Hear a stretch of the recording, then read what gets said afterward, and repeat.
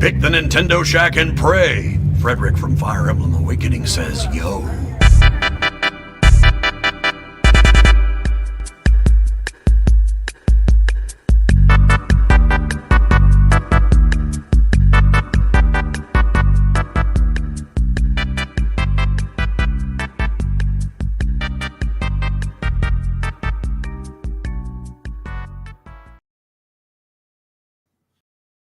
Greetings, Koopalings, and welcome to this week's episode of the Nintendo Shack Podcast. It is October 28th. This is technically our Halloween episode, I just realized.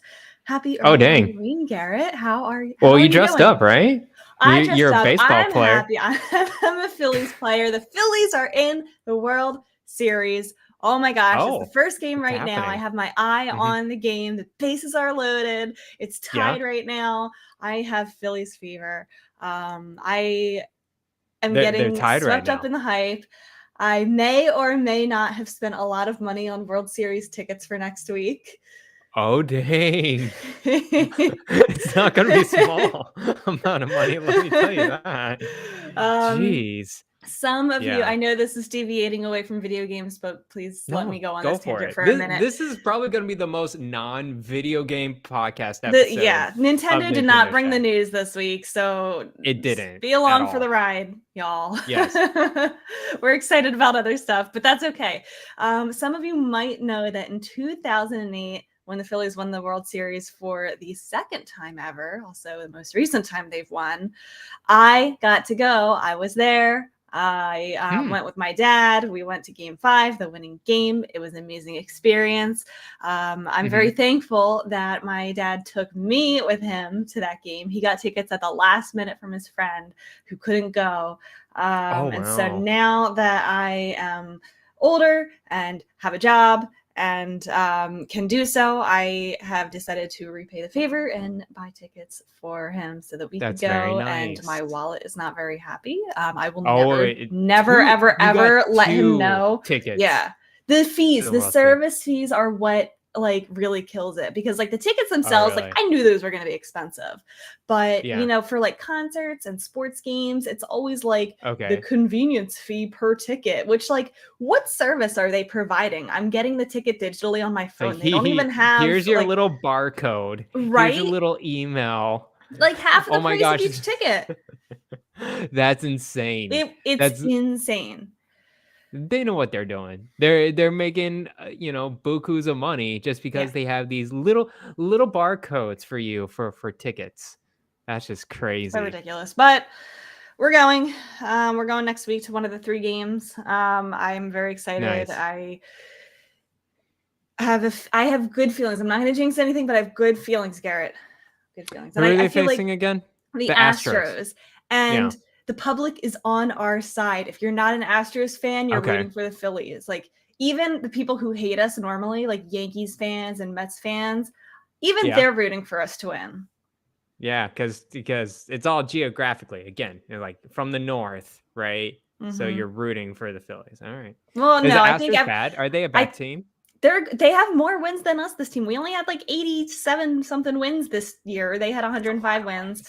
We're the underdogs, but people are rooting for us because we're the underdogs and because they cheated the last time they won the World Series. Like it's proven. Like it's proven.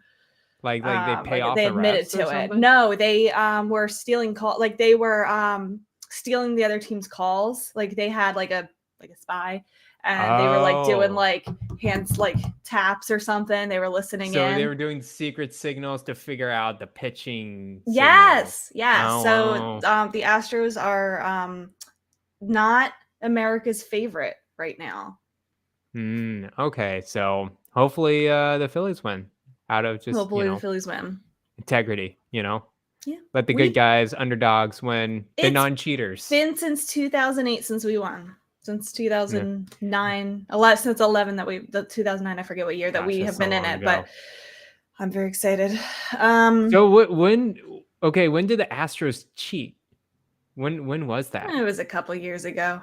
Oh, it was a couple years. It was okay. Yeah, got it. So still, that's crazy. They have a new manager. They have like a lot of new team. Like it might Slap on the not be wrist. the current team that cheated, but nobody likes the Astros. You have their reputation now Yeah, forever. it's gonna take And a it's just while like, for that to go away. It was that's 2017. okay. They get enough money. Just reminding me. It So feels like it was way more recent than that. okay, got it. But I'm a So little hyped up. I'm a little amped up. I see you're Taylor Swift's newest fan. Tell me about that. yo, I got back into Spotify and I've been listening to the Taylor Swift newest album. It's there. Mm-hmm. It's there. Mm-hmm. I'm like, I really enjoy her beats. Yeah. It's pretty very contemporary now. This compared is her to- best album yet.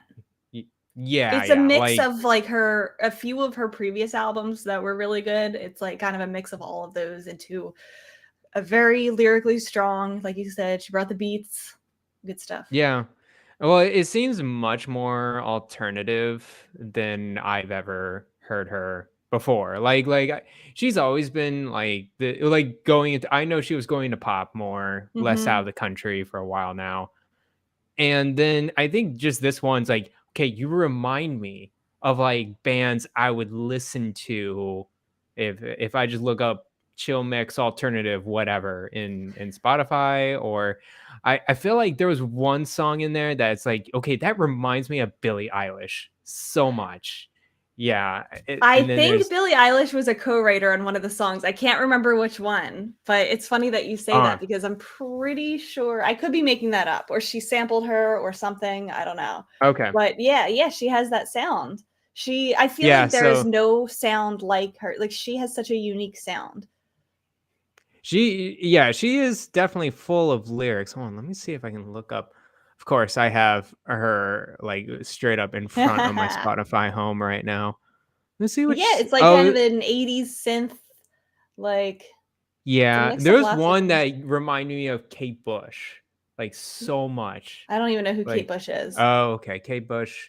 She did one of her songs was like shown off or played in Stranger Things in the last season. Yeah. Okay, I know that song. Yeah. I know what you're talking about. Yeah. So that's yeah. So she definitely sounded like that in one song, and then another song is like, okay, you remember Billie Eilish? I know she has one with Lana Del Rey, in one of her songs. I'm like, yeah, that definitely sounds way more alternative what Lana Del Rey would be like. So yeah, she's kind of all over the place. So. I think Lana Del Rey does the background vocals on one of the songs, and people thought that she was gonna have like a whole verse, and it kind of sucks that she didn't, because people really wanted that collab. But yeah, it's a good album. Everyone go stream Midnights by Taylor Swift on Spotify. It is so good. I've been listening to it nonstop all week, like on repeat. Yeah.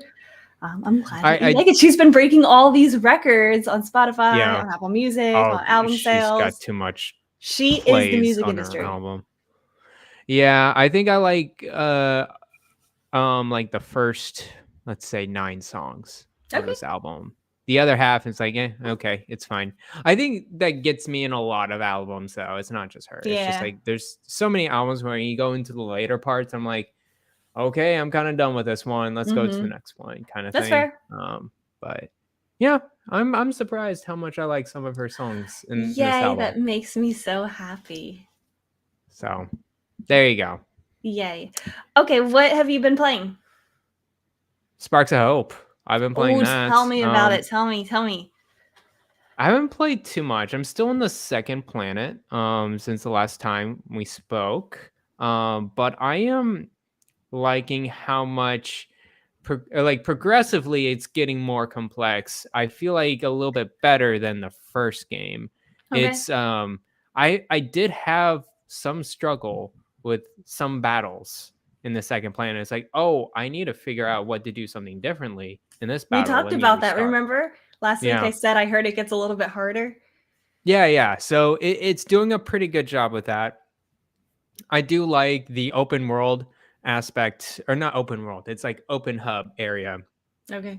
There's like 5 or 6 different planets, and then it's just like Mario Galaxy, where you like go into a planet and then like each planet's its own little biome. And so I'm in this ice snow planet and figuring out what the dark mess or whatever this icky stuff is. But it's you're just going through the main story, and then there's just a bunch of side stuff you can do. So um I feel like Ubisoft does this pretty well, where you can mainline the game if you want, and like you'll have a good experience, and it will be relatively short, and you can go on your way and have a good experience and go.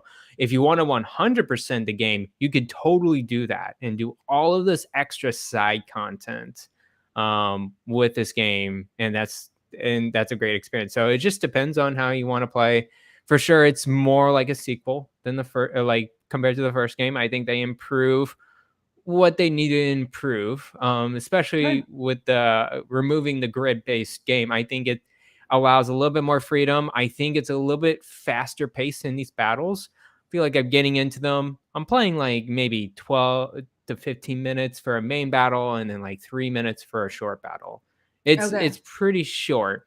I'm like in the wacky objectives I need to do, like timing certain obstacles. There's one I'm in right now in a level where there's like this kind of big totem pole face guy that blows air and like through the battlefield. And so you got to time yourself right to not like be in the line of sight of that blowing, or else you'll get caught and like be blown Mm. off like an obstacle and get like thrown off or Oh, whatever. those kind of puzzles frustrate me Yeah. so much. Yeah, but that can be used to your advantage because Right. there's bomb bombs all around, and those bomb bombs can go into that like line of sight and be blown away to a certain location, and then you could shoot the bomb and explode like your enemies or something like that. So there's just a lot of different, strategy going around. I definitely am digging this game more and more as I play more. Good.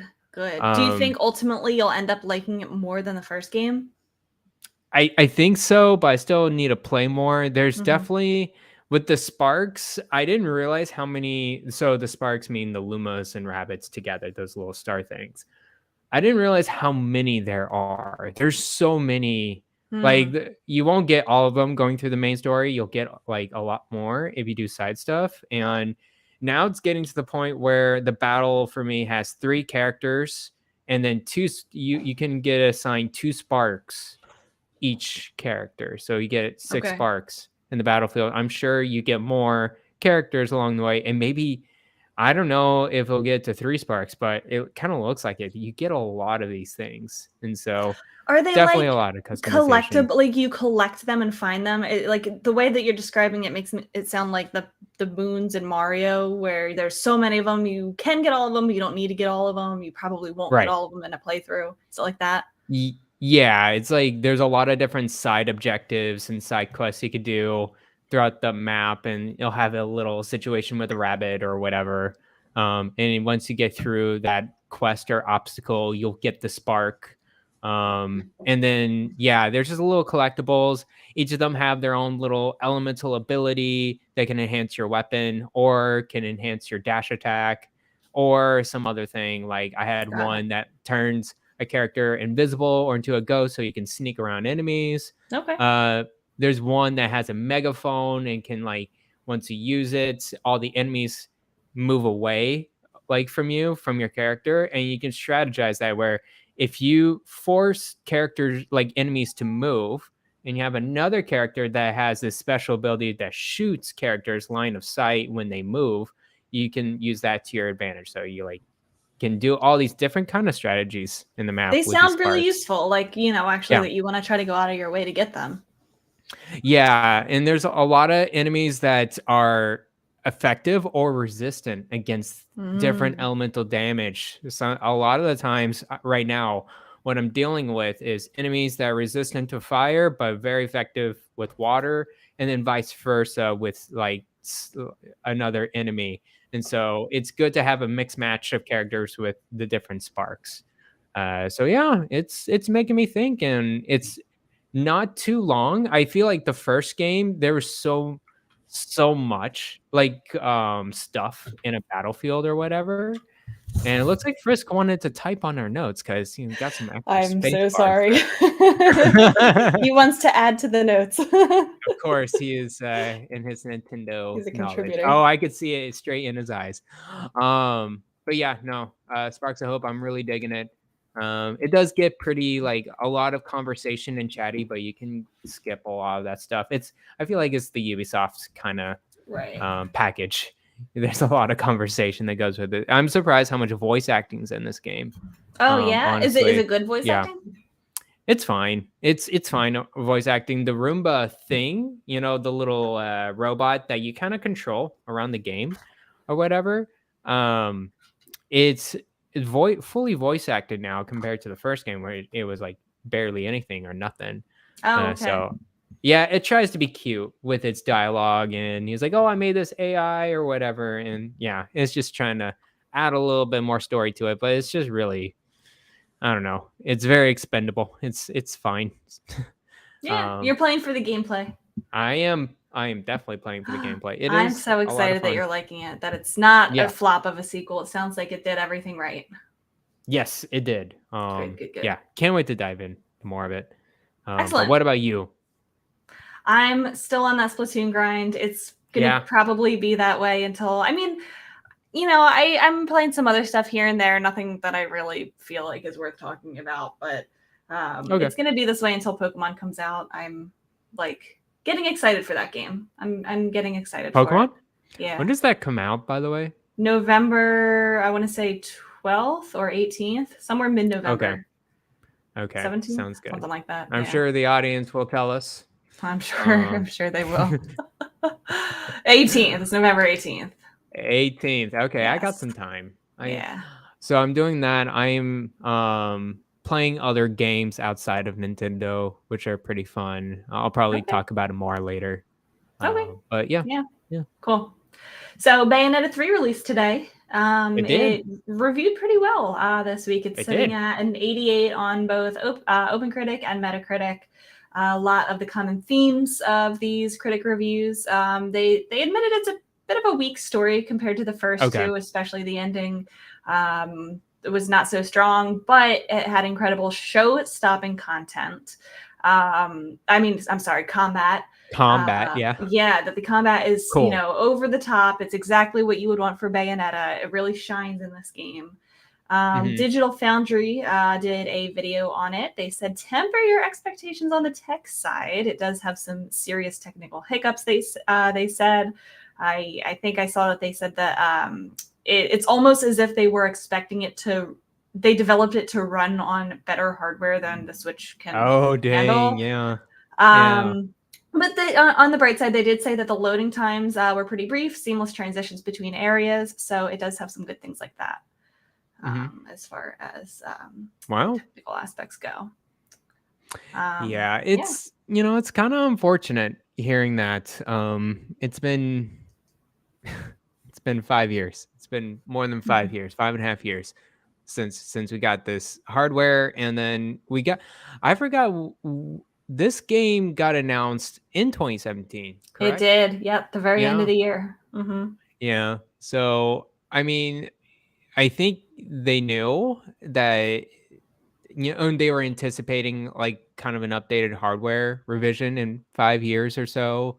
But yeah, that's, I just hope people enjoy it other than the performance side of things with this game. I mean, that's just the concessions now with the Switch. Yeah. It sounds like if you really like this type of gameplay, you're in for a treat for sure. Yeah. And chat is bringing up Digital Foundry said that it doesn't quite hit the 60 frames per second target, which it's important probably for a game like this. I don't know. What do you think? I think it's okay because given the, there's a lot of technical demand from these types of fast combat games. I just think, 60 frames per second, like I can't imagine much other than being a Nintendo first party like Splatoon. Right. Other than that, I'm trying to think of any other games that achieve that. Neon White did it recently this year, but that's a smaller indie title. Yeah.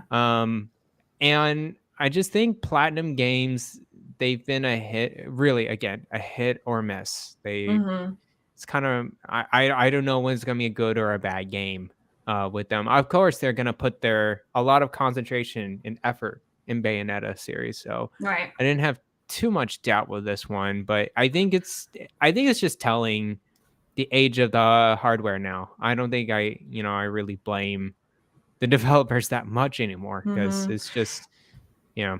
It also sounds like the technical hiccups might not be that serious. If I didn't see too many people in the reviews talking about it. I'm sure that it exists. I'm sure it's there, but it sounds like it's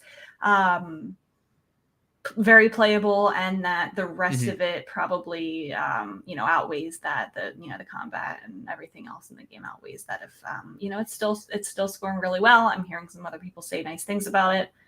So if you're a Bayonetta fan, don't let that stop you. Go get the game. Yeah.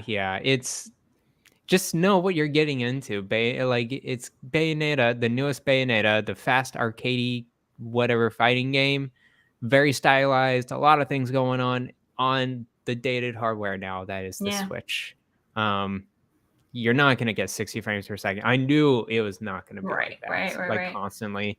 At least, I mean, like, I may watch the Digital Foundry video, but I find it hard to believe it's going to be as bad as Age of Calamity, because Age of Calamity, I did not care for that one. I wonder. If the Switch does get updated hardware, I feel like this would be a good contender for getting an update to run a little bit nicer. Yeah, it would be nice, but I honestly, we haven't seen that with Nintendo. I wonder if the next step, if we get this new Switch hardware or whatever, will developers go back in and update it for the newest hardware? I don't know. I feel like Switch is still going to be the lowest common denominator still. But yeah, even, Yarden says that the Persona 5 port, even though it's like, I just heard it's good. I heard it's great. And then hearing his like kind of complaints about the resolution of it being 540p. This is a PlayStation 3 game, by the way. Yeah. This is a PS3 game running 60 frames, 720p on a PS3. I know Switch may not be as powerful as a PS3 or whatever, but darn, they had a good long time to figure it out. I think that's pretty poor. Yeah, that is pretty poor. I agree. And I don't care about that kind of stuff usually. Yeah. But yeah. So anyways, that's the Switch for you. There was another interesting question in the chat. Hold on, let me see. Oh yeah, I can see, or C4N7C asked, do you think Nintendo should release their games to PC like Sony? I think I don't think Nintendo will do that. I'm interested what Bayonetta 3 ends up. I know it's a Nintendo published game. I know it is. No, but isn't Bayonetta 1 on PC? Is Bayonetta 1 on PC? Bayonetta 1 is on PC and PlayStation and Xbox. Yeah. I think on all platforms. Platinum. Yeah. Well, because Bayonetta 1 was not Nintendo published, right? Hold on. I don't know. Okay, this is like one of the weird gray area ones where Nintendo owns part of it, but not all of it. Okay, hold on. Here's the clarification. Bayonetta 1, the publishers are Sega and Nintendo. So it's both of them. Bayonetta 2, I'm just trying to, Yeah. So Bayonetta 2 is solely Nintendo. So that's why. Bayonetta 1 was allowable because Sega published it as well and coincide with Nintendo. It's just these publishing deals going on.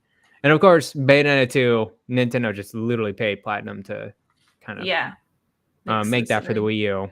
Yeah. XVS says Bayonetta 2 and 3 were financed by Nintendo. Sega owns the IP. Super weird thing going on. It is weird. I know. I'm like, well, I know Nintendo has a stake in it. I know that they have, some part, but like, I try to tell myself, it's Platinum Games, but you're right. It's a lot more than that. Yeah. I think they should release more games on PC. I'm always, they don't need to. Nintendo is not like Sony where they are, they have a few select IP that are helping them stay afloat. I'm always a person that says, the more games that reach the more people, the better. I am not Yeah. really a fan of exclusivity, but I do think it's important for some first parties to stay exclusive if you want the console, if they for them to keep selling the consoles. I don't think Nintendo would be at risk of not still being in the console market if they did that. I think if anything, I would want to see, they would have to be timed exclusives. Like if Tears of the Kingdom came out on the Switch first, and then like 2 years later came out on PC. Just to give more people the opportunity to play it. I don't think they need to. It wouldn't affect me at all. I would not buy them on PC. I would buy them on the Switch. So I don't know. I feel pretty neutral about it. Yeah, I agree with you that Nintendo doesn't need to. I think another thing that really holds back Nintendo from PC in general is the modding community. Yeah. And how much modding would go. I know it already happens with, emulation or whatever, but like if it came It would even more. really, yeah, if it came even more mainstream, let's say on Steam or their Nintendo platform or whatever, and people just unlock that content and can just mod all of it, and Nintendo would just be in shambles in there, because they really hate people messing with their stuff in their games. They really do. And if they, any signs or flags of like inappropriate or whatever wonky stuff that doesn't represent the Nintendo brand, they're gonna freak out. But other than that, if Nintendo ever come to PC, which maybe, that could be an option for them if they don't find much more success with the console, which I doubt in the future. But let's just say that happens. I see it going more streaming than PC specific. I would say streaming like via to PC or phone or whatever device, Android device or whatever. I think that's probably the more accessible option for them if they find the right people to contract those servers or whatever for cloud streaming. Yeah, I feel like that's more of a better route. Yeah. The person who asked the question, I think it's pronounced I can't see. People want to bump in performance. That is true. I just don't think that if they were to hypothetically bring their games to PC, I don't think they would be focused on increasing that, the performance rates. And I don't think it would be a drastically different version of the game on PC than it would be on Switch. So there's not too much point besides getting more people copies of the game. And I think they want people to buy their consoles. Well, I think the PC crowd would definitely be into it. And we would get fan, boosted games, but I don't think Nintendo themselves would touch, I don't think they would make different versions for the PC that run better. No.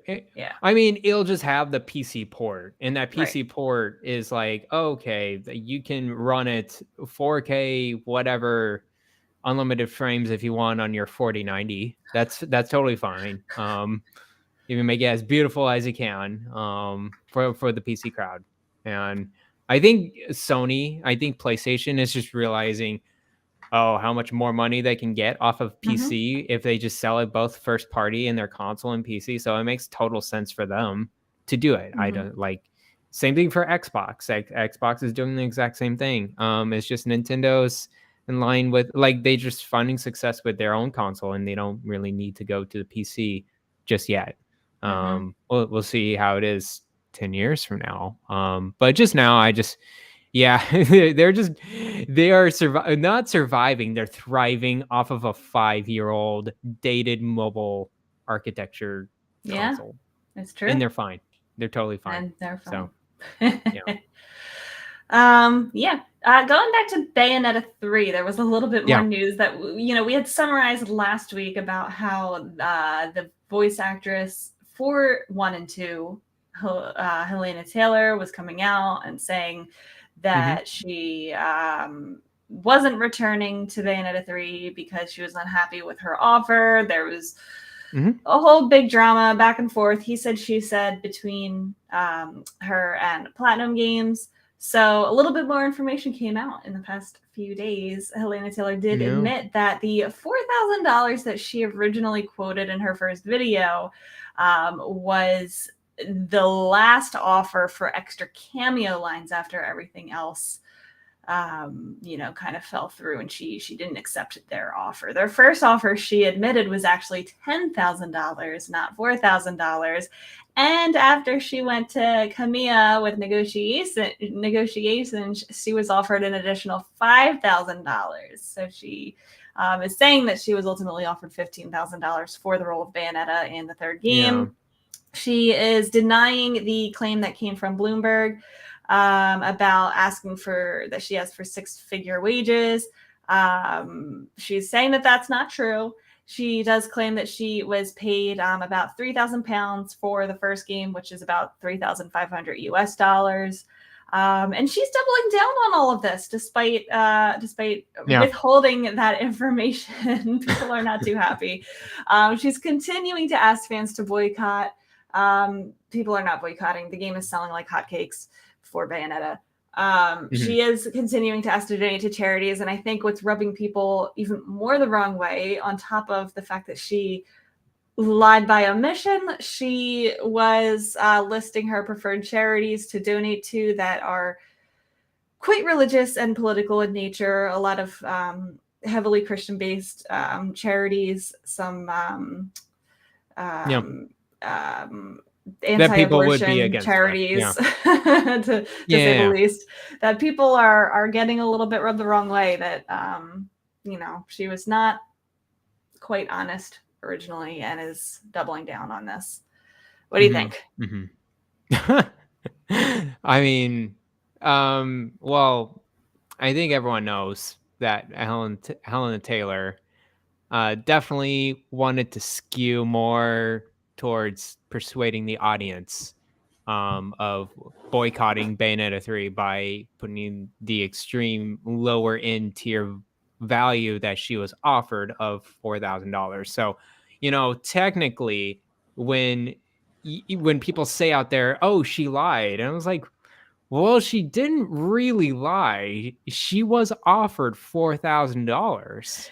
Not for the role of Bayonetta. Not for the role of Bayonetta, but for some cameo lines. Yeah, that's true. Which is pretty generous from Platinum to say, hey, you're not going to be Bayonetta. You don't want that role. Okay, we can still honor your legacy in the game. Yeah, that's kind of nuts, actually. Well, it's a weird, he said, she said. The six-figure wage was interesting to hear. Some claims and some rumblings popping up in reports and from Platinum as well. I just, still, thousands of dollars. Okay, $15,000. I'm still trying to wrap my head around what's appropriate value, because I don't know, and that's why I hope voice acting in the industry itself really pushes it forward, to make sure that they get their fair pay. Because I think that's really the thing that's a shame out of all of this, is how bad it's making the voice acting industry look. So Helena Taylor, she can just continue to do her thing, let her whine. I don't know why she keeps doing this, because I feel like a lot of people, or the majority of people, kind of know what's going on, but maybe she has this minor following that she's still grabbing to boycott the game or whatever. I don't know what's her really reasoning, other than just to let herself know she's not a liar. But $15,000, I'm just trying to think, for the voice acting community, that's still, for a AAA video game, I don't know. Is that low? I think that's low. In my head, that's low. I think it's low for, big blockbuster type films that, we have our Chris Pratt and our, who I can't even think of who are the big voice actors who are in I don't know. I can't think of any examples, but you know, the Yeah. movie voice actors, I think that's probably quite low. But I've been hearing other voice actors say that her original claim of $4,000 was kind of on the mid to high range for voice actors already. It would, you know, they were saying they were expecting maybe it to be a little bit more because it is the third outing of Bayonetta. You know, she, Yeah. you know, it is a bigger game. $15,000 they're saying is quite a lot, and probably a lot more appropriate for that role. Again, I don't really know either. I'm just going based off of what I'm hearing, the rumblings on Twitter from other voice actors saying whether or not it's a lot or not a lot. I think the big problem is the fact that she was not upfront and honest about it all. Yeah, no, she wasn't at all. I do think that, you know, while a lot of people were rallying about voice actor paying initially, I think she's kind of hurt this case a little bit more. You know, I think now people are saying, well, maybe other people aren't being honest about what they're being, you know, offered for these games. Why should we push for them to be earning fairer wages if, you know, they're being offered this much? And I don't know. I just think it's a really messy, dirty situation, and she kind of muddied definitely her own reputation. I don't think she's going to get any work in this industry anymore. Yeah. So, I mean, it's sad to hear. It is sad to hear. Yeah, I just don't really. I would like to learn more about what is the, like, you're saying these are the average pays, and like, okay, how much time and effort does it actually go into a voice acting, going into character, doing these sessions? Like, if this is like, here's the thing. Let me be clear. It is skilled labor. It is skilled labor. Yeah. Not just anyone can walk in a booth labor and be a voice of a character. I think people perceive it to be easy, but these people go to school. They have, you know, huge amounts of training. It's not something that can naturally come to people. So like, it is. I'm just, I'm thinking of my work. I'm doing like, I did my PhD. I am continuing to do a postdoc, whatever. I would say, you know, like, categorically, I'm doing skilled work of some kind, right? And I'm just thinking what my pay is right now, and what I'm doing, and how much time I'm putting into it. It's like, not $15,000 for a few sessions in the lab. Exactly. I understand that. I'm just wondering how long that takes. I just wonder how much work is offered to them in this industry too, because it's probably not a lot of opportunities, and that's why I only see the few voice actors that we see in this industry. Yeah. They need to find, you know, gigs where they can, whether it's voiceovers for commercials, smaller games. Very, it's a sticky situation. Helena Taylor, just go away. You can cry all you want, and I mean, you did this on yourself. That's the one thing that she did. It's like you tried to bend the situation your way from the very beginning, and it didn't work out for you, you know.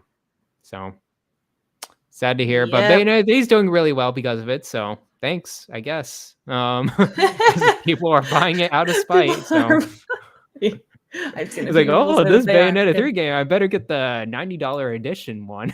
I feel kind of bad for the people who canceled their pre-orders of the special edition based off of her initial report, which I don't know. I always say, like, benefit of the doubt, you know, believe people who, you know, say that they're victimized, but I don't know. That was a little extreme. Yeah. Moving on. Pokemon Scarlet and Violet. They teased and then unveiled a new Pokemon this week. Again, I feel like I think I said this before. I think they're saying too much. They're giving us too much information. I'm ready for them to shut up and just let me play the game. But this was a really good Pokemon. It was a little bit more ghost themed. It was teased for Halloween.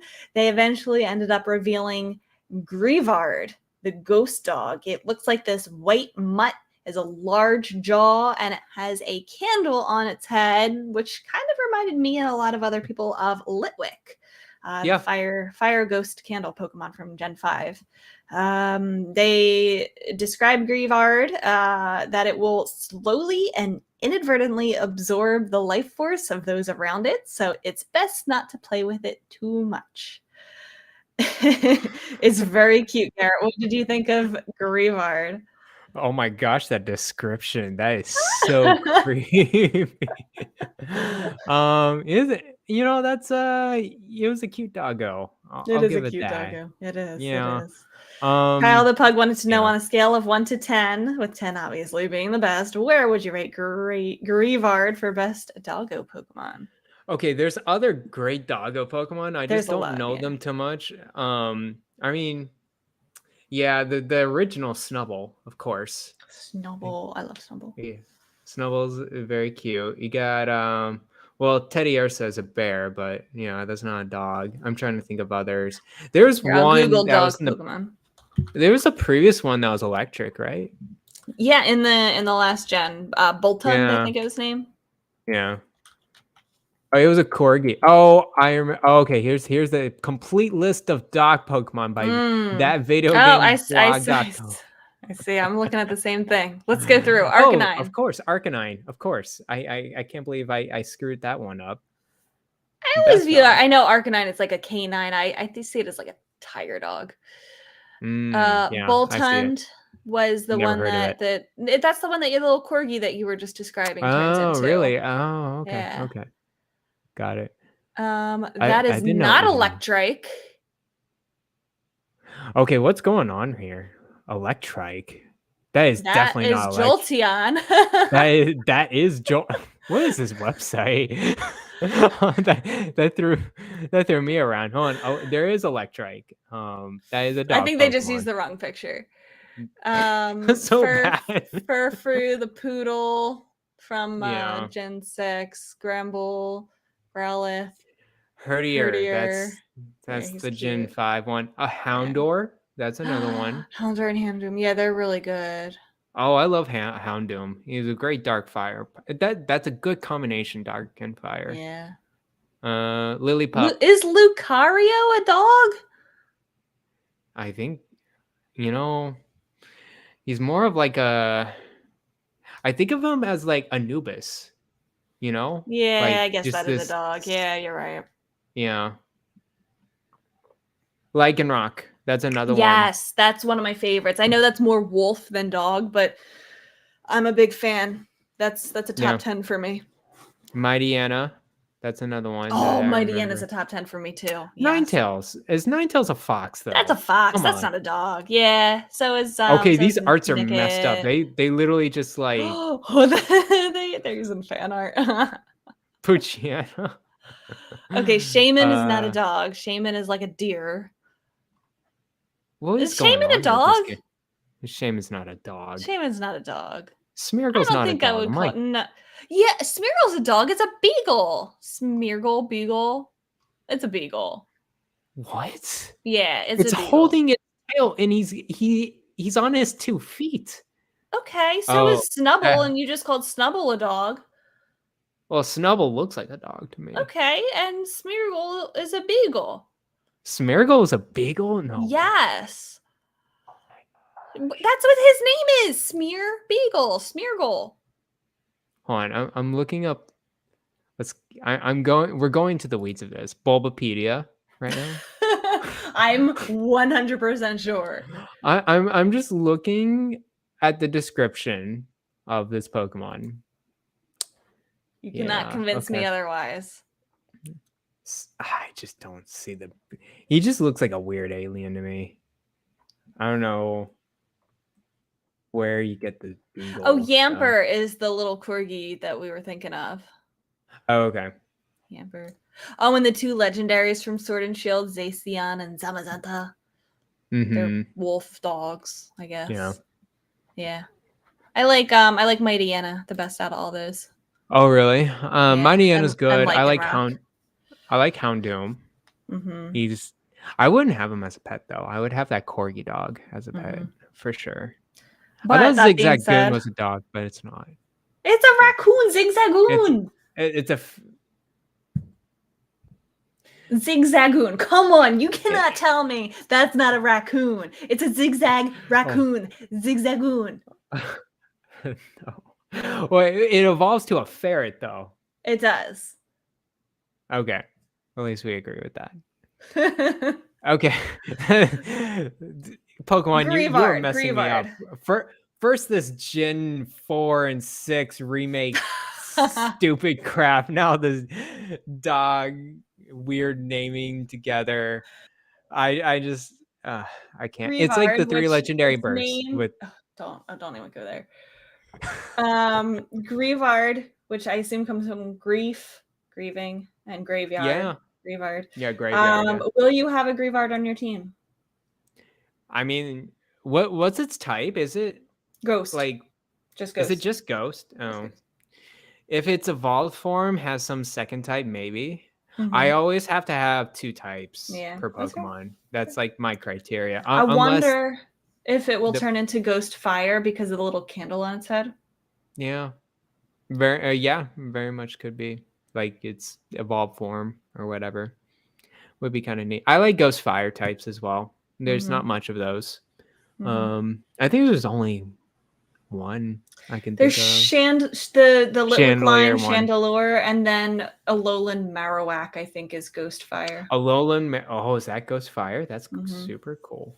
Yeah. Not rock. Interesting. Okay. Yeah, I will make room on my team for this. I really enjoy this Pokemon. Cool. According to the leaks, it evolves. So hopefully the evolution looks good. And hopefully the second type is good as well.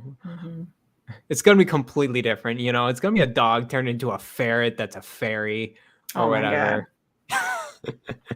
I will not evolve it if it's worse. I'm not going to evolve my Sprigatito. Oh, is this like you kind of do this though with previous Pokemon too, right? You like don't let Pokemon evolve if it looks ugly or if its design is already perfected, why would I evolve it? I agree with you. You know, the description of this Pokemon reminds me of many previous Pokemon that has very creepy descriptions too. I don't have them like on the top of my head, but I remember reading some of these first and second gen Pokemon descriptions as a kid. Yeah. And I'm like, it's some dark stuff in there. Like, I don't know. Like there's some dark lore. It's like, what's happening here with these Pokemon? I don't want to interact with them. I've seen a lot of really good fan art. I don't know if you know how much you scroll Twitter after these kinds of announcements, but man, artists are fast. The amount of Greavard art that I saw within the hour of this announcement was insane. I am, so jealous of people with that skill. There's a lot of very good Greavard art out there already. That's kind of crazy. Yeah, I always see it with Pokemon. It's like, within the hour or within 6 to 12 hours, a character reveal, a Pokemon, and they're just on it. They're ready to draw, and it's kind of crazy. I wonder if AI art is going to be there pretty soon. Don't say it. Don't. Nope. Just say a Pokemon and then just. Hey, we should really, the next episode have an exercise. I'll go to an AI art generator and we'll just put new Pokemon. And we'll make up Pokemon. Okay. Well, I'll just put literally the prompt new Pokemon. And see what happens. Okay, we'll do it. Sounds good. This week is the 5th anniversary, if you can believe it, of Super Mario Odyssey. It is half a decade old, Garrett. That's it's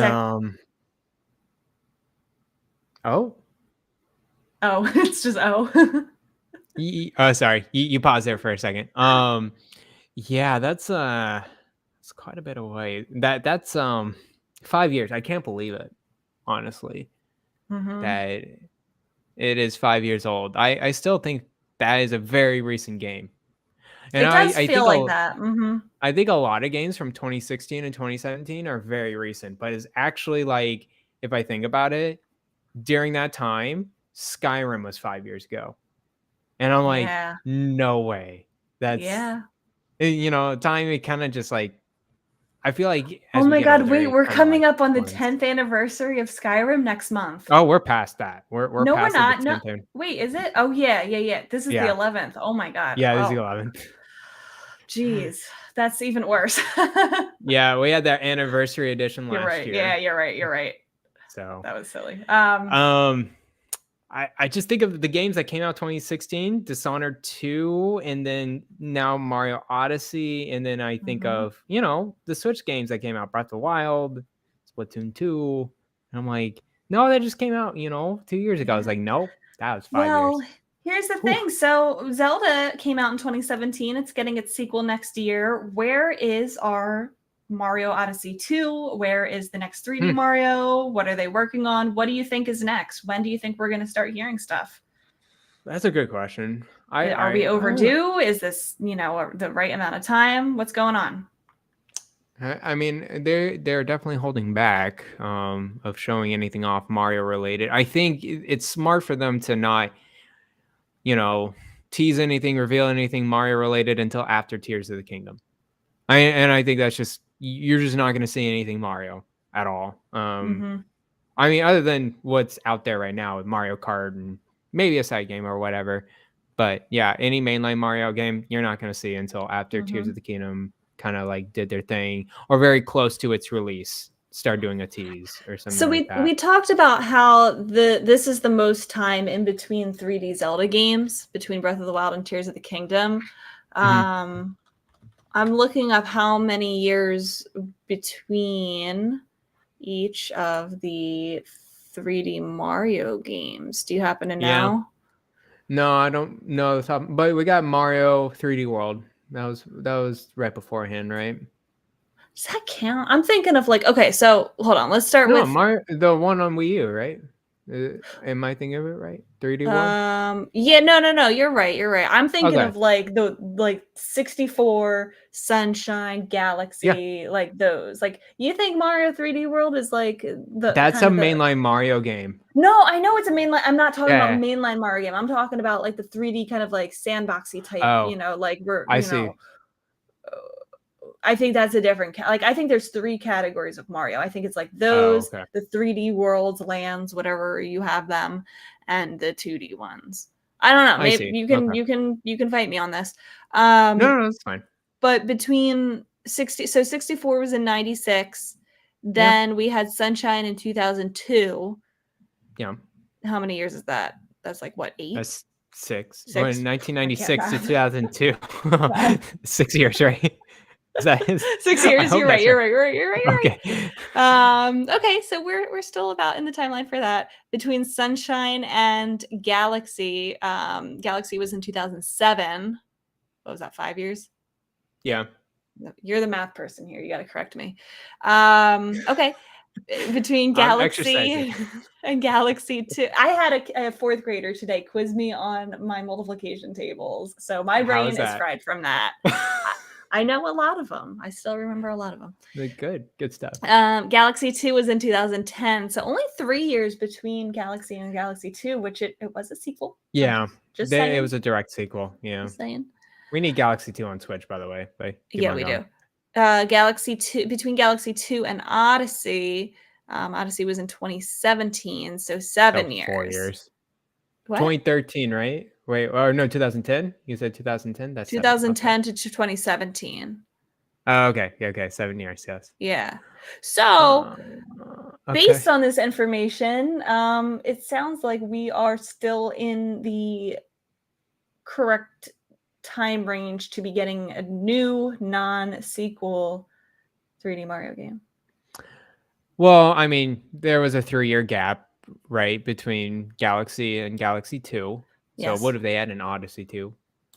Like that. I mean, that's not out of there. I think they shown off 3D. I'm just thinking Mario games in general. 3D World was I feel like it just follows the Mario games. So I think, the next Mario game could be 2D. And that's It could or be. mix. No, I know think that. it Yeah, would be I know that. I think it's gonna be like Bowser's Fury, where we're gonna have like a mix of a lot. Oh, like, I mean, Odyssey did this too with the 2D and 3D. I think there's gonna be a good even mix. I think it's gonna eventually blend more or Ooh, less. you do. Yeah, I think that's what's gonna happen. I think we're due for a Mario game. Mhm. It's been a while. I think it's just gonna be not now. It could be late next year. It could be winter Mhm. next year, for all I know. But we'll see. Yarden in I chat don't know. says they know what they're doing. It's absolutely a Switch 2 launch title. I could definitely see that happening, where their next, and I'm not saying, I don't even mean like the next Mario game, whether it's like a 2D or, you know, like Mhm. a 3D world type game. I'm talking about like the next 3D sandboxy type Mario game, like Sunshine, Galaxy, Odyssey. Yeah. I do see that being a launch title. I think I would agree with that. Yeah, Mario games have been, yeah, that's been known to be a launch title for a lot of their consoles. So yeah, that would not convince me. What would convince me is at least some updated hardware to this stupid thing. I hear you. Anyways, yeah, cool. Next 3D Mario game, it could be late next year. It may not be next year. They love to hold their cards now. They Nintendo really do. loves to develop, like, and basically be done with the game before they even think about marketing and releasing the game. So we'll see.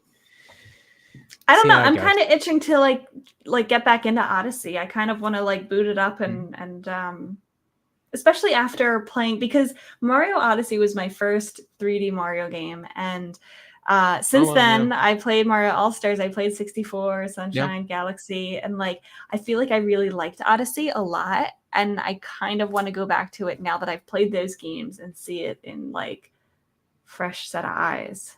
You know what I mean? Never finished it. Never finished Odyssey. Really? You didn't? Yeah. No, I think I was on the Wow. moon planet or whatever, and You were at the end. Oh, I was at the end? That's Okay, like the cool. very end, and the ending is so good. Oh, okay. I'll finish it up then. I think I dropped it in like 2018 or something like that. So Oh my gosh. We are such a bad Nintendo podcast. I love Mario. See, look at all the Mario background going on. We're, me and Donnie, we're huge Mario fans. None of us are big Mario fans. That's a Piranha PSVG. Plant. I know what that do is. Any of us, do any PSVG members really genuinely truly love Mario? I don't. I think Donnie's the only one that I don't know if he loves Mario anymore. I don't know, Donnie. You're listening, so just let us know. Are you still loving Mario or not? I don't know. Never been a fan or a huge fan. Me Mario. neither, but even when I was a kid, I was like, okay, cool, Mario you know, exists. Same. Yeah, same. I was just whatever. I didn't grow up with it, but I would get excited. I would get very excited for an Odyssey 2 or a new 3D Mario. I feel like I'm at least at that point now where I would get excited. I think Elaine, I'm sure she's a huge Mario fan. But, oh yeah, and they're bringing a of course Donnie likes Mario. They share the same birthday. Mario, March 10th. Right. That's right. Yeah. How could we forget that? Yeah, of course. Yeah. Anyways, Mario's cool, I guess. I need to finish Mario Odyssey. Quote it. Mario's cool. Yeah. I didn't finish Bowser's Fury either. I need to go back and play that too. Finish that one out. I played 3D World. I played that all the way through and had a great time on it. I think Bowser's Fury was the better part of that game, wasn't it? I think it's just different. I think it's just like, okay, let's try to do this very 3D open hub area world of Mario. And I enjoyed it for sure.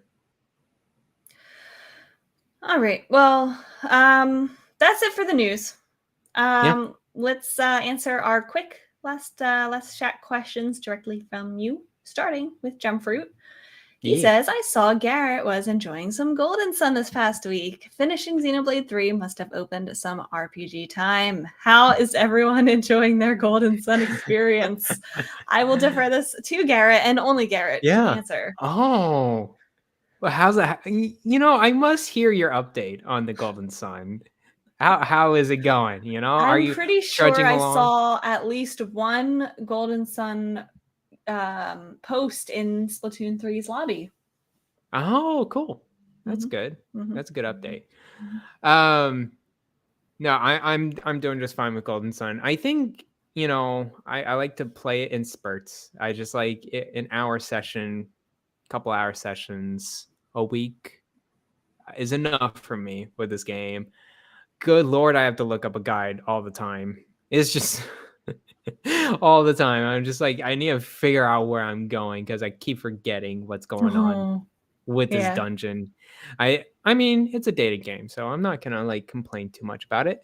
Um, it is what it is. I think maybe I'm not playing it right, where I just need to just be into it and like be familiar with the game all the time in order to finish Mhm. it. It's an RPG. RPGs do that. You need to get familiar with the game and just get through it. But yeah, with these retro games in general, I don't have too much motivation. I think I mentioned this. I mean, I mentioned this in the recent RPG Cave episode. I don't. I like having the classic RPGs when I feel in the mood to play them, but I really don't have much motivation to play them because I just have so many current games I want to play now. There's so much in the Understandable. backlog, and There's I so I much. I just would rather play what I have in my hands that came out even 10 years ago than compared to 20 or 30 years ago. So, Mhm. yeah. But I That's I pretty much give it. you a lot of credit for sticking with it Yeah. and still going with it. Do you know, like, at what point in the game you're even at? Like, are you halfway, Yeah. more than halfway? Are you approaching the I'm end? about halfway. Yeah. Okay. I think once I beat this dungeon, I think one more dungeon, I'm about halfway. Okay. I just got an extra creature, what's called the Jinn, which gives you magical powers or whatever. Ooh. It's kind of like the Sparks, it just adds a Yeah. little bit to your party. And I'm about to face the final boss in this dungeon, and I Okay. got my fourth party member, so that's good. I have 4 party members now, which Excellent. is good. Yeah, Okay. Keep us updated. yeah. Ghost Days 99 says, if you were Luigi, would you be angry about the games you get versus the games Mario gets? Use Oh, in examples the pictures of Sunshine and Luigi's Mansion. you know what? I feel bad for Luigi. He is a little scaredy cat, and he deals with the Luigi's Mansion. He deals with all the scary ghost buster type of stuff all the time. He's always scared. But would he be angry? I think he joins them a lot in the Mario games. I think he's fine, If right? you were Luigi, would you be angry? Would I be angry at Mario? Wait, I Mm, have a question before you answer or that. jealous? I have a question. Okay. I know that Luigi is obviously the taller one. Is he the older brother or the younger brother? Oh, that's a great Because that's question. very important to this. To Yeah, this, no, it was very I'm looking important this up actually. because we are Yeah. clearly not with the Mario lore. Oh, he's slightly younger according to the Yeah, he's 2 years Mario younger. wiki. Yeah, he's 2 years younger. Interesting. Yeah. I think he's not like angry at all, or at least too much. I feel like he No, just we're joins not them a lot. asking if Luigi is angry. We're asking if you were Luigi, would you be angry? Oh, if I was Luigi. I see. Okay, I understand the question now. It's kind of fun with Luigi's Mansion games. I really like them actually a lot. I think they're cute. I like this, suck in all the ghosts or whatever. I like the vibe of it. Mhm. I'm kind of bored, like not bored with Mario, but it just feels always so samey with Mario, where it's like you go into a Mario game, it's like, okay, I kind of know what I'm getting into. It's just like Mhm. it's okay. Um, what other Luigi games are out there? I mean, Luigi's always with Mario. The Mario and only other Luigi. ones is they're tag teaming, like Mario and Luigi series. Yeah, yeah. So I think, yeah, I'm down for some more Luigi's Mansion than more just Mario games in general. So You're getting yelled at in our chat about the sameness of Mario.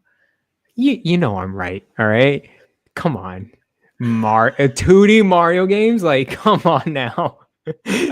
You're jumping on the same damn Goomba. Like, come on. The same damn song. Okay, I'm right. I don't disagree, but I'm not I'm going freaking there. right. Okay. I don't know. Um, Okay, Pokemon is the same thing. Okay, so I'm not trying to be a hypocrite here. I'm just saying Mario's the same. Well, at least 2D Mario games are pretty much the same. Anyways, go ahead. do you know that one meme where in Mario Kart, it's like a gif of Luigi driving by and he gives like this death glare.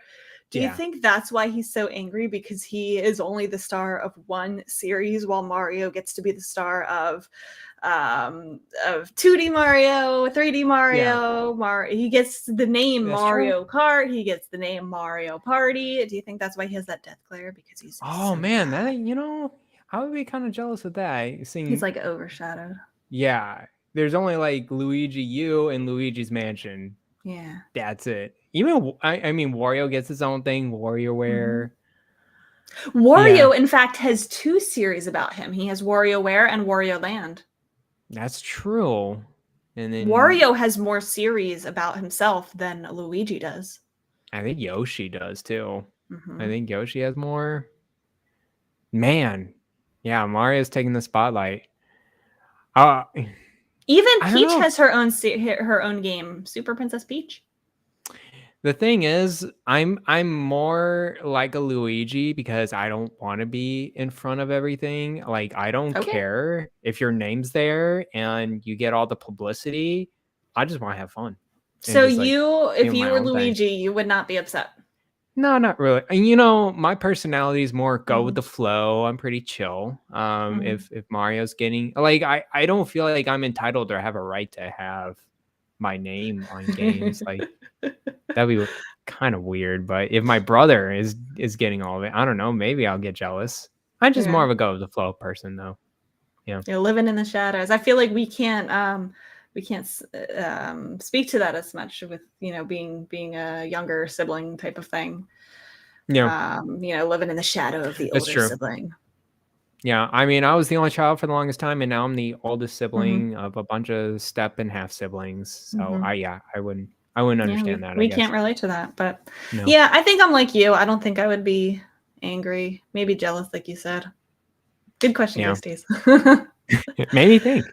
Yeah. And then G-Man wants to know, he has 2 questions for us. You're in a dark room and see a shadowy figure down the hall. What type of equipment do you have? Why would you use it? There's only one answer, in my opinion. What type of equipment do you have? A flashlight? A flashlight? That's what you're going to use? What am I going to use against it, or to like figure out how to get out of the way? I don't know. You see a shadowy figure. You're going to reach for a flashlight and nothing else? I want to figure out what that shadowy figure is, right? Okay. I don't know. What do you... Okay. I'm not sticking around you in the horror movie. What are you thinking of?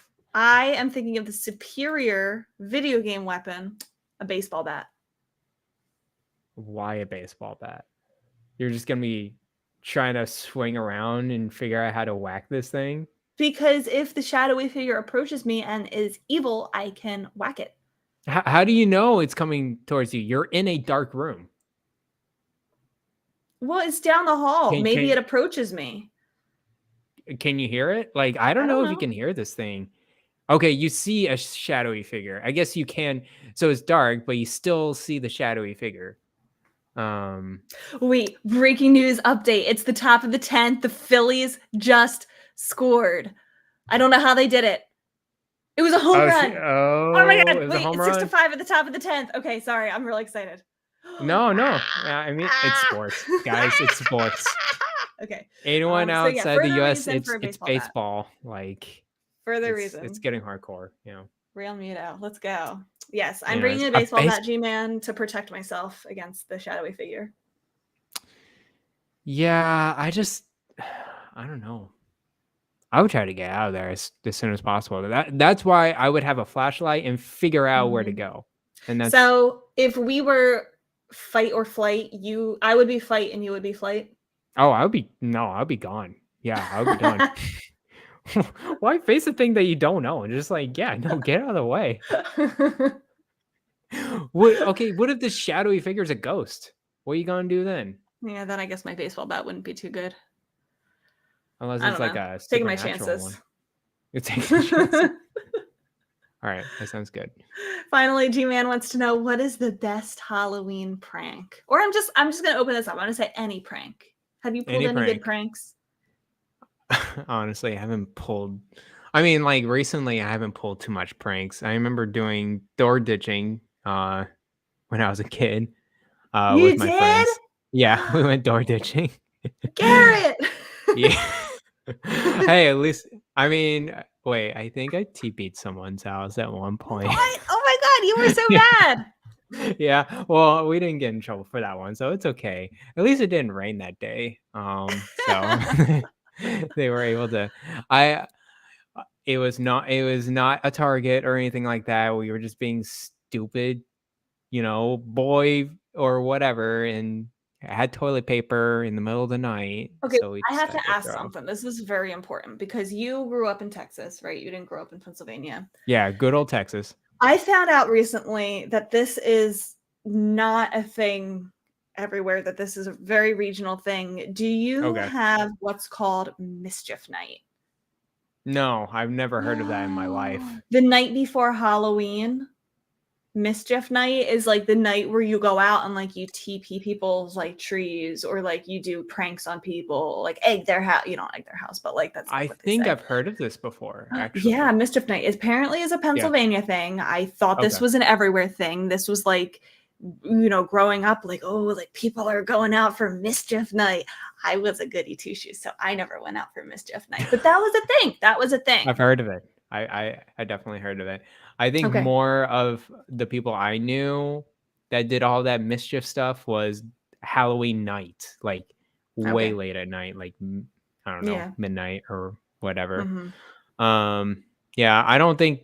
Well, it may have occurred at mischief night, but I just haven't heard it too much in Texas. Yeah. Okay. So I do want to anyway. share. I didn't do a lot of pranks growing up, but I did a lot of pranks in college. I will share one of them right now. I Yeah. have a few that I could tell, but I'm going to share one where Okay. me and my friend group, we would prank each other back and forth. And this one friend of ours, Ryan, said that he was unprankable because, like we couldn't get into his room to mess with his stuff because we kind of lived in like suite apartments. Yeah. So like it was, you would walk in, we would have like a universal key to the suite, and then each individual room inside of it, you had your own Yeah. key to lock your own room. And none of us would lock our own individual rooms. So our stuff could get messed with, but he would lock his room because he didn't trust us, because why would he? We prank each other. And so he would say he's unprankable. We couldn't get him. Yeah. So we're like, what can we do? What can we do?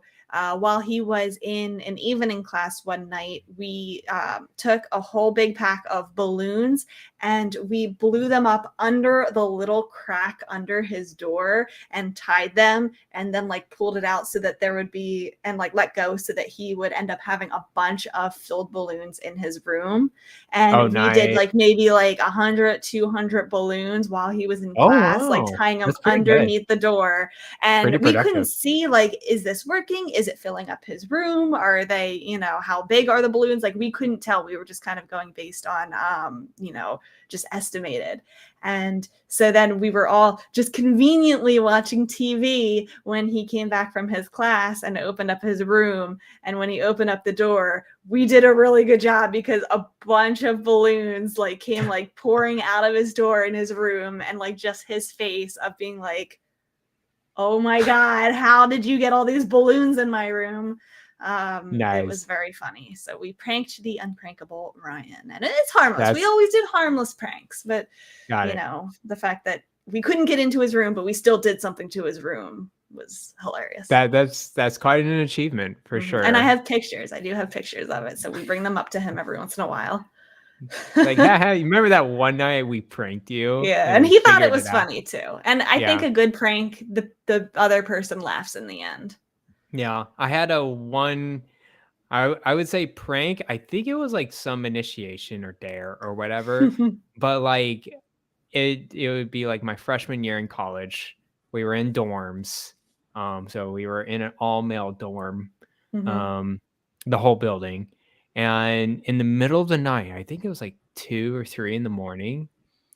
We were all asleep, and then we just hear the loudest thud in our door, and it was at the same time everyone's doors was just the loud, like someone kicked Oh, the door as hard as they could, oh my god. like each of our doors, and of course that woke us up. Oh And no. I remember our neighbor like found one of the guys running, and he just like bolted for them, and I think they just ran off. It could be like a group of like, I don't know, like 7 or 8 people that did this, but Oh my gosh.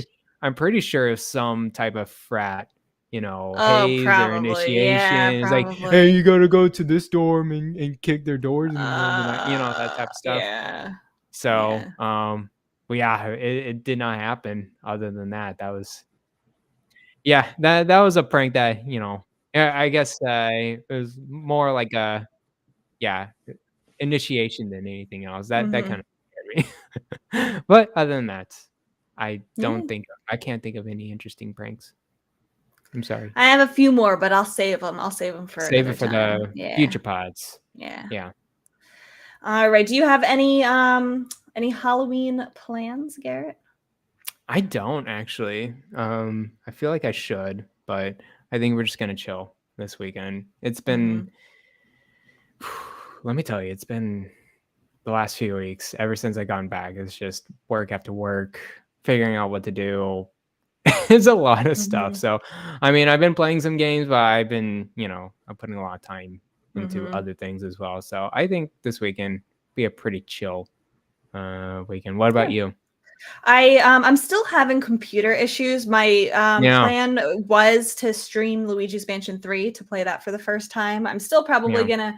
gonna play it whether I can stream it or not. I'm trying to fix those issues so that I can do it. But other than that, the only like real Halloween celebration that I'm doing will be at work. It's fun with the Cool. kids and stuff. Yeah. I ordered a shirt. I hope it comes in time. It's supposed to come tomorrow. Is like a shirt. Instead of dressing up, I'm going to wear a shirt that says, I'm a school counselor, nothing scares me. That's With pretty like funny. some Halloween imagery on it. But yeah, I love Halloween. It's my favorite holiday. I think where Oh, I really? live, I don't think I'm gonna be getting any trick-or-treaters anyway, because I live in like Yeah, a townhome thing, like a right? complex. Yeah, yeah.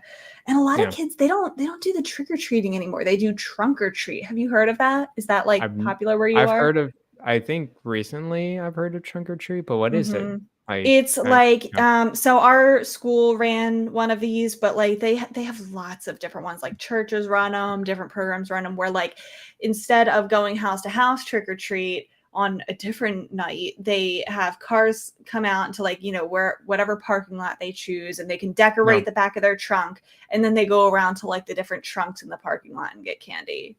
So it's like supposed to be like a Interesting. safer way to do it, which I don't know. I'm sure it's fun, but yeah. Yeah. I just remember the days just being in the neighborhood, dressing up and Mhm. going with friends, get a bunch of candy. Halloween's very memorable as a Yeah. kid. As you Yeah. just get that adventure and you just dress up with your It was friends. the best. It was pretty fun. The best. Yeah. So yeah, Halloween's definitely like top 3 holidays of the year Top 1. for you. Top 1. Yeah. Yeah, and not Thanksgiving, not Christmas. Those are below the Halloween Yeah, I mean, this is the holidays. best time of year for holidays, but I would True. definitely say Halloween is one. My dream is to live in a big neighborhood that like is very active for trick or treating, and to be that house, to be like Donnie's house. If anyone doesn't know, For the Donnie always, electronic kind of yes, lights Donnie goes going on. all out with like his Halloween decorations. I know Yeah, this is his favorite super holiday cool. too. Um, and I want to be that house that gives out like the king size candy bars. Like I will put the money into do it. I want to be known as that house. But be careful. Don't I've heard those candy bars out there. They Mm-hmm. put something in there. They put so many Mm-hmm. random things in there, you know? Mm-hmm. They I've could seen all the have, memes. yeah, they could have copies of Atelier Riser and Oh, that would be great, you know? Send them in. All right, that is gonna do it this week. Late news, but good show. Yeah. What's coming? What do we have that's coming up most immediately? Is Pokemon the next big release? I think so. I think it's Okay. Pokemon. And we got Tactics Ogre, which is Square Enix game. Harvestella, Square Enix. Yeah. Okay. Well, we'll see what Nintendo brings Yeah. these upcoming weeks, and while we wait for Pokemon, and until then, we'll keep playing games. Sounds good. I'll be continuing the Sparks of Hope and then all other my backlog stuff. So yeah. Yep. Hopefully I will play something other than Splatoon. We will see.